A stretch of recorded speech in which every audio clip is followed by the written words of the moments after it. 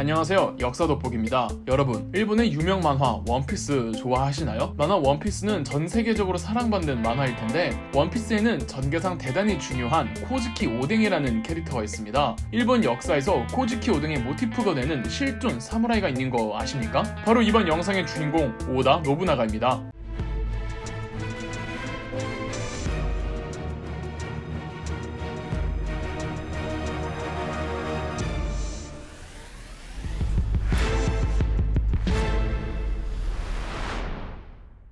일본사에는 세 차례에 걸친 막부 시대, 이른바 사무라이 시대가 있었습니다. 가마쿠라 막부, 무로마치 막부, 중간에 혼란스러웠던 전국시대, 그리고 에도 막부, 이렇게요. 오늘의 주인공 오다 노부나가는 무로마치 막부 말기부터 시작된 전국시대를 풍미했던 사무라이였습니다. 현 일본인들의 엄청난 팬덤을 갖고 있는 사무라이이기도 하죠. 전국시대, 일본식 발음으로 센고쿠 시대란 무로마치 막부가 와해되는 말기에서부터 일본 전역의 다이묘들이 일본의 1인자 자리를 두고 각 축전이 일어났던 시대로 일본사에서 아마 가장 격동적인 시대가 아니었을까 합니다. 이 정글 같던 시대를 사실상 종지부를 지은 사람이 오다 노부나가이고요. 중국에 삼국지가 있다면 일본엔 전국시대가 있다고 할 정도로 전국시대를 배경으로 한 각종 무협 창작물들이 만들어졌습니다. 여러분들이 잘 아시는 만화 이누야샤도 이때를 배경으로 하는 판타지 만화입니다. 워낙 복잡 다단했던 시대였던 만큼 너무 많은 2차 창작물들이 쏟아져 나와서 진위 여부를 완벽하게 파악하기가 대단히 힘듭니다. 삼국지보다 훨씬 더요. 여기엔 어벤져스를 능가할 정도로 많은 인물들이 등장하고 너무 많은 전투들이 있다 보니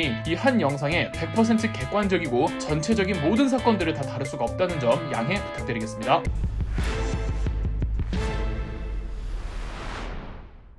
일본식 장명법 다 아시겠지만 오다가 성이고 노부나가가 이름입니다. 노부나가 옆에 있었던 16세기 선교사 루이스 프로이스의 회고록에 의하면 노부나가는 그는 중간 정도 키에 가냘픈 체구였으며 수염은 적고 목소리는 카랑카랑하였다. 전투를 매우 좋아하여 군사훈련에 힘썼으며 명예심이 충만하였고 정의감이 투철하였다. 이야기할 때 꿈을 대거나 길게 전제를 다는 것을 싫어했고 매우 비천한 자들과 격이 없이 이야기하였다. 그가 각별히 좋아한 것은 유명한 차, 좋은 말, 도검, 매사냥이었고 신분이 높건 낮건 자기 앞에서 나체로 스모를 하게 하는 것을 매우 즐겼다라고 합니다. 오다 가문은 오와리, 지금의 일본 중부지방 아이치현의 다이묘 집안이었습니다. 그런데 오와리 다이묘의 오다 가문 내에서도 세 개의 종파로 나뉘어졌습니다. 그러니까 오다 가문의 세 종파가 오와리 지역을 나눠먹고 있었다는 건데 이 오다 가문의 세 종파 교통 정리를 한 게 오다 노부나가였습니다. 오다 노부나가의 아버지가 죽고 나서 세 종파의 분열은 더 심해졌고 노부나가는 친척들을 전부 죽이고 심지어 친동생까지 죽이면서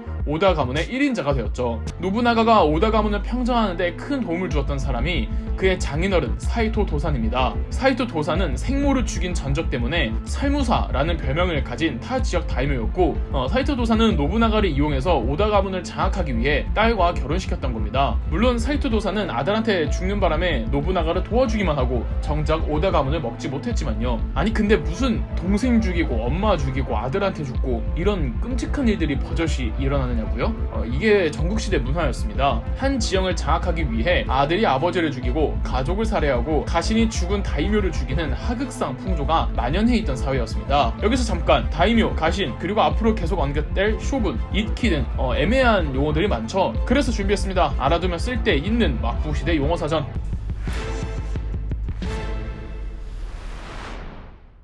아주 간략하게 몇 가지 중요한 용어들만 설명하겠습니다. 원래 일본에는 아주 오래전부터 천황이란 존재가 일본 고대국을 지배했습니다.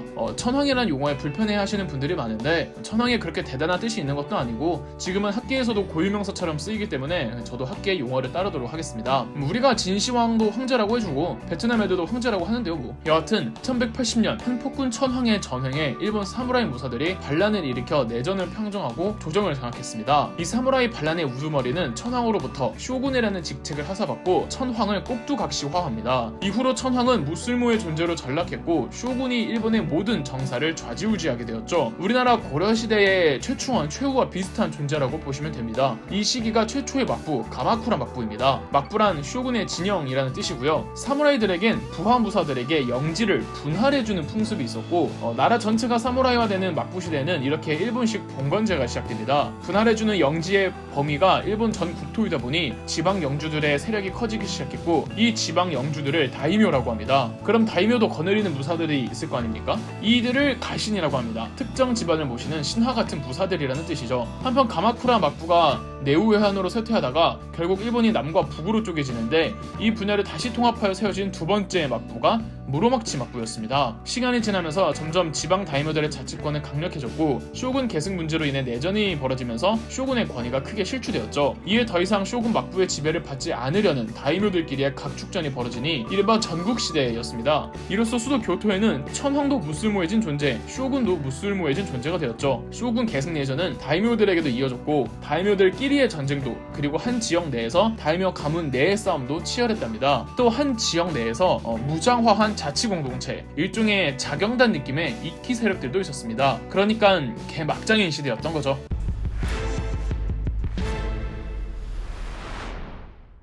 다시 노부나가 이야기로 넘어오겠습니다. 오다 가문의 집안 싸움을 정리하자 오다 노부나가는 오와리의 다이묘로 부상했지만 그 기반이 안정적이진 못했습니다. 왜냐하면 오와리 바로 옆 동네 수루가라는 지역의 다이묘 이마가와 요시모토가 호시탐탐 오와리를 노리고 있었거든요. 수루가의 이마가와 집안을 무찌르지 않는 이상 오와리 다이묘로서 노부나가의 권력은 불안정했죠. 또 오다 가문이 정리가 되니까 오다 가문의 성장을 견제하고자 이마가와 요시모토가 선제 공격을 해옵니다. 이마가와 요시모토가 동원한 병력은 2만에서 4만까지 설이 분분하고 어느 쪽이든 각 지방별로 쪼개져 있던 전국시대에 결코 적은 병력이 아니었습니다. 이마가와 가문과 오다 가문의 대립은 고질적이었던 거라 이마가와 요시모토가 아주 작정하고 쳐들어갔던 거죠. 이마가와는 오와리 영지의 두 개 요새를 점령하면서 초기 큰 승세를 보였습니다. 이때 노부나가는 별다른 움직임을 하지 않았습니다. 춤을 췄답니다. 그래서 주변 사람들이 미친 줄 알았답니다. 노부나가 이해 안 가는 행동에 가신 한 명이 멋대로 군대를 이끌고 이마가와를 쳤는데 이마가와는 이 돌격대를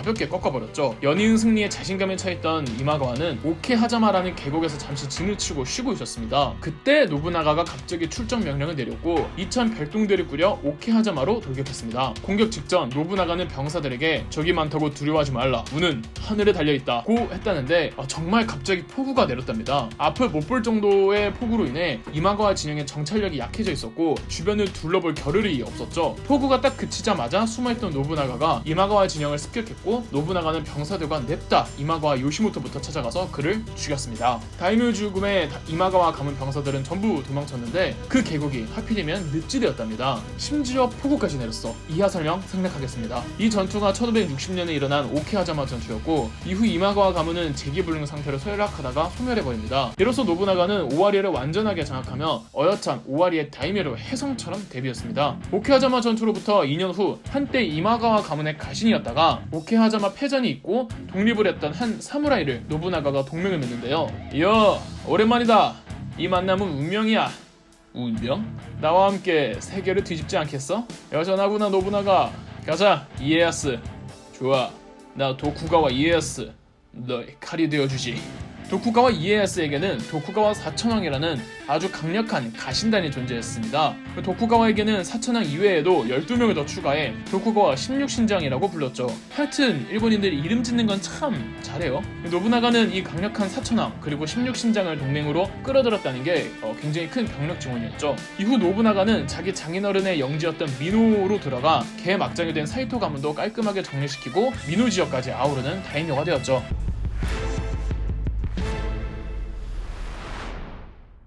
하늘은 노부나가의 편인 걸까요? 노부나가가 미노 지역에서 싸우던 사이 수도 교토에서 쇼군 계승직을 두고 또 정변이 일어납니다. 이때 쇼군 내정자가 주변에 적이 많아 쇼군이 되지 못하고 노부나가에게 도망쳐옵니다. 당시 노부나가의 세력관이 가장 강하다고 할 수는 없었지만 수도 교토에서 가장 가깝긴 했습니다. 상황이 급박하니 쇼군 내정자는 가장 강한 다이묘보다는 가장 가까이에 있으면서도 어느 정도 자기 몫을 할 수 있는 다이묘를 찾다가 최근 노부나가가 잘 나간다는 소식에 그에게 뛰어갔던 거죠. 미노를 장악하자마자 1568년 노부나가는 수도 교토에 입성하여 원래 있던 쇼군을 폐위시키고 자기에게 몸을 위탁했던 아시카가 요시아키를 쇼군으로 무사히 옹립해 주었습니다. 그렇다면 노부나가에 의해 폐위된 쇼군을 지지해준 다이묘도 있지 않았을 겁니까? 그 다이묘는 간사이 지방의 서남 쪽을 근거지로 한 미요시 가문이었습니다. 노부나가는 이 미요시 가문 다이묘도 족치면서 간사이 지방까지 진출했죠. 이 미요시 가문 여러분 까먹지 말고 잠시만 기억해주고 계세요. 노부나가의 가장 큰 수확은 바로 쇼군과 첨황을 끼고 쇼군의 후견인이 되어주었다는 겁니다. 동양에선 세력의 크기를 떠나 수도와 왕을 호위하고 있다는 사실이 대단히 중요합니다. 그게 바로 명분과 정통성이거든요. 노부나가가 아무리 빠르게 성장했다지만 그래봤자 다이묘들 사이에선 루키 정도였습니다. 그런데 교토 장악으로 갑자기 노부나가가 부상하더니 다이묘의 큰 형님들은 얘 봐라, 선 넘네? 라고 생각하며 모든 다이묘들의 신경이 교토의 노부나가로 쏠릴 수밖에 없었죠. 먼저 오미 지역의 다이묘 아자이 가문과 에티젠 지역의 다이묘 아사쿠라 가문이 연합해서 교토로 쳐들어옵니다. 아자이 가문과 아사쿠라 가문은 다이묘의 큰 형님들이라고 볼 수는 없지만 교토에서 가장 가까웠거든요. 노부나가는 도쿠가와 이에야스와 연합해 두 가문의 공격을 1570년 아네가와 전투에서 겨우 무찔렀습니다. 이때 노부나가는 거의 죽다시피 했는데 도쿠가와 가신단의 사천왕과 16신장의 하드캐리로 겨우 이겼습니다. 그리고 노부나가가 교토 주변의 크고 작은 반대파들을 하나둘 제거해 나갑니다. 이때 무시 못하는 세력이 사찰의 승려들입니다. 막부시대 승려들은 종교적인 차원을 넘어서 현실 정치에 강력하게 개입하고 있었고 지방 다이묘들과 결탁해 물질적으로 후원하고 있었죠. 종교인 승려는 절대 건드리면 안 된다는 당대 일본인들의 불문율에 승려들은 활기를 치고 다녔거든요. 그 불문율을 깨트린 게 노부나가였습니다. 노부나가는 1571년 자기 반대편 다이묘를 후원하던 엘야쿠지라는 절을 잿더미로 만들어버립니다. 엘야쿠지가 얼마나 큰 절인가 하면 지금은 재건되어 남아있는데 현재 유네스코에 지정된 사찰이고 일본 3대 사찰 중 하나라고 합니다. 거길 쑥대밭으로 만들고 승려들을 사륙했던 겁니다. 이 엘야쿠지 방화 사건은 당대 엄청난 충격을 준 커다란 사건이었습니다. 이로써 노부나가는 공공의 적이 되어버리죠. 오다 노부나가가 만화 원피스 코즈키 오뎅의 모티프라고 하는데 뭐랄까요, 코즈키 오뎅과 카이도를 합쳐놓은 느낌이네요.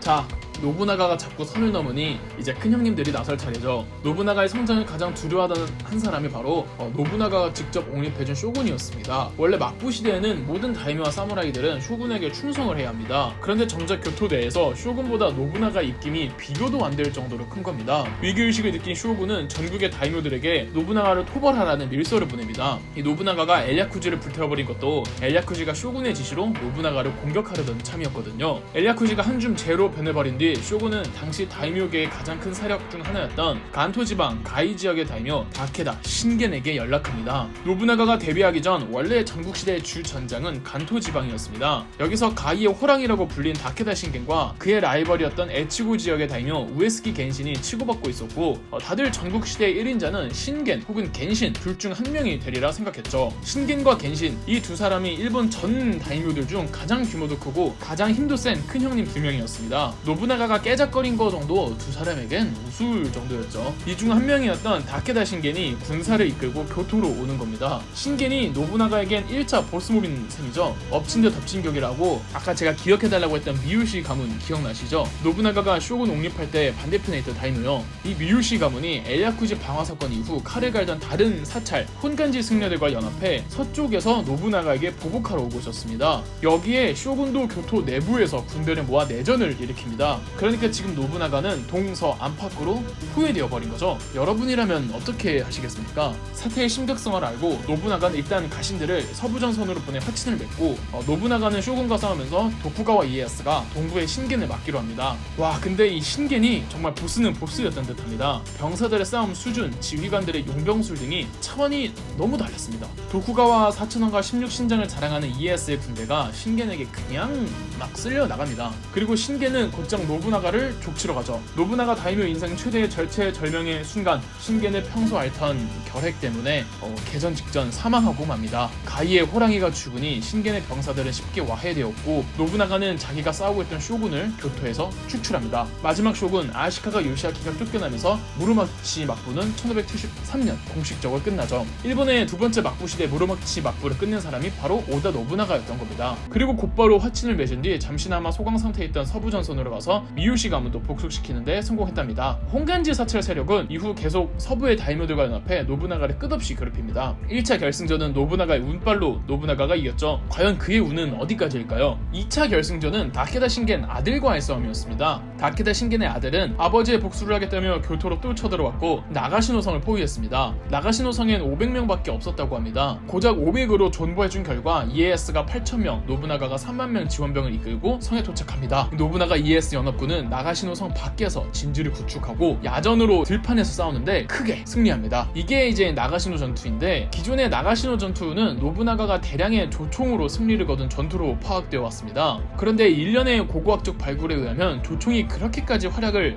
안 한 것 같다고 하네요. 또 나가시노 전투에서 이긴 요인은 방어로 상대방을 이기는 노부나가의 야전술 덕분이었다고 본다고 합니다. 어찌됐든 2차 결승전은 노부나가의 실력으로 이겨냅니다. 그런데 그 아들이 신겐만큼 유능하지는 않았어요. 이로써 호랑이 집안으로 유명했던 다케다 가문은 몰락하죠. 그렇다면 두 큰 형님 중 한 명은 가시고 다른 큰 형님에 나설 차례겠죠. 다케다 신겐이 가이의 호랑이였다면 이쪽은 에치고의 용이라고 불리던 에치고 지역의 다이묘 우에스기 겐신이었습니다. 우에스기 겐신이 병력을 모으는 사이 노부나가는 몇 년간 본인이 넓힌 세력권 내 수많은 이키 세력들과 혼간지를 비롯한 사찰 세력들과 계속 싸우고 있었습니다. 보셨죠? 범상치 않은 인물은 쉬지 않는 법입니다.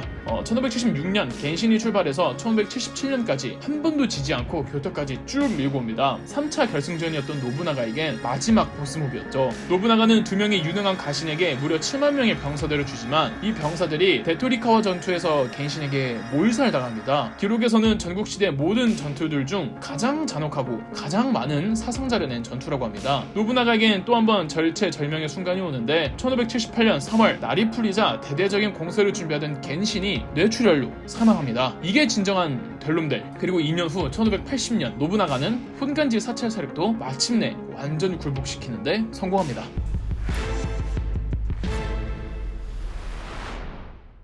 오다 노부나가의 역사적 가치는 사실 다이묘들을 통합한 무수한 싸움들 그 밖에 있습니다. 노부나가는 새로운 사회와 신문물에 호기심과 관심이 대단히 많았고 일본을 개방화시키려고 했습니다. 노부나가는 일본사에서 중세사회를 근세사회로 전환시킨 가장 결정적인 인물로 평가받는데요. 노부나가가 꿈꾼 사회는 1576년에 시공해서 1579년에 완공된 아즈치성에 집약되어 있습니다. 아즈치성은 일본의 성이 더 이상 산지가 아니라 평지에 세워진다는 점, 나고야성, 오사카성 등 우리가 알고 있는 일본 성들의 기본 모델이 되어주었다는 점에서 일본 건축사적으로도 의미가 있지만 사회 경제사적으로도 대단히 중요한 가치를 지니고 있습니다. 아즈치성은 노부나가가 근세 경제 도시의 표상으로 작정하고 만든 곳이었습니다. 선교사의 회고록에 의하면 아즈치성의 천수각에 올라가서 내려다보면 한쪽으로는 산길슭에 커다란 호수가 펼쳐져 각양각색의 배가 왕래하고 다른 편으로 고개를 돌리면 논과 들이 끝없이 펼쳐진 가운데 성과 많은 촌락이 보였다고 합니다. 무엇보다 도시가 너무 깨끗했다는 겁니다. 아즈치성과 교토로 그리고 인근 큰 도시의 도로를 연결하였고 중간에 강이 있는 곳엔 다리를 대량으로 만들어주어 교통을 편리하게 했고 산이 있으면 거기를 뚫어버렸습니다. 아즈치성을 포함해 노부나가는 자신의 세력권 도시 내에선 경제적 검문소들을 웬만하면 전부 철폐하고 물자의 자유로운 왕래와 유통을 촉진시켰고 상인들에게 적극적인 지원을 해주었죠. 대표적인 도시가 사카이였습니다. 지금도 일본의 제2의 공업지대라고 불리는 사카이는 당대에도 상거래가 가장 많이 이루어지는 최대의 경제도시였다고 기록되어 있습니다. 다만 그만큼 해적들과 강도들의 수가 많았는데 노부나가가 이곳을 제패한 이후 해적들과 강도들을 소탕해 치안을 유지하고는 사카이를 기반으로 상업을 더욱 장려했습니다. 다음 각 도시마다 관세와 통행세를 전부 폐지시켰습니다. 이렇게 교통통신이 발달하면 상업이 자연스레 자극될 수밖에 없습니다. 아울러 지방 다이묘들로부터 토지 실태, 생산량, 토지 소유자, 경작자 등을 철저히 보고받아 국가의 통제력을 높이는 동시에 세수도 더 많이 확보할 수 있었습니다. 이 때문에 노부나가가 이후 일본 사회는 이전과는 비교도 되지 않을 정도로 개방적이게 되어서 거대한 부를 창출하는 상인들이 성장하고 여기에 유럽 문화까지 수용하면서 문화가 다채로워집니다. 노부나가도 불교의 힘을 약화시키고자 남만사라는 교회를 만들어주는 등 예수의 선교사들의 선교활동을 지지해주었죠. 다시 한번 루이스 프로스의 글을 보면 당시 이랬답니다. 이전에는 여러 국에서 일행이 없이 혼자 여행하는 경우 낮이라도 그다지 안전하지 않았지만 노부나가 시대가 되자 사람들은 특히 여름에는 늘 밤에 여행을 했다. 그들은 짐을 곁에 두고 노숙을 하여도 마치 자기 집처럼 안전하였다. 아즈치성은 사람들의 분주함과 웅성거림, 일터의 소리, 각국에서 노부나가의 정청에 모여든 귀인들의 왕래, 건축물의 명성과 고귀함에 이끌려 멀리서 구경하러 온 방문객, 매일 밤중까지 주고받는 선물의 숫자, 서쪽과 남쪽에서부터 노부나가에게 보낸 크고 작은 배, 관동에서 가져온 훌륭한 말, 가신들의 훌륭한 태도와 청결함으로 가득 차 있었다.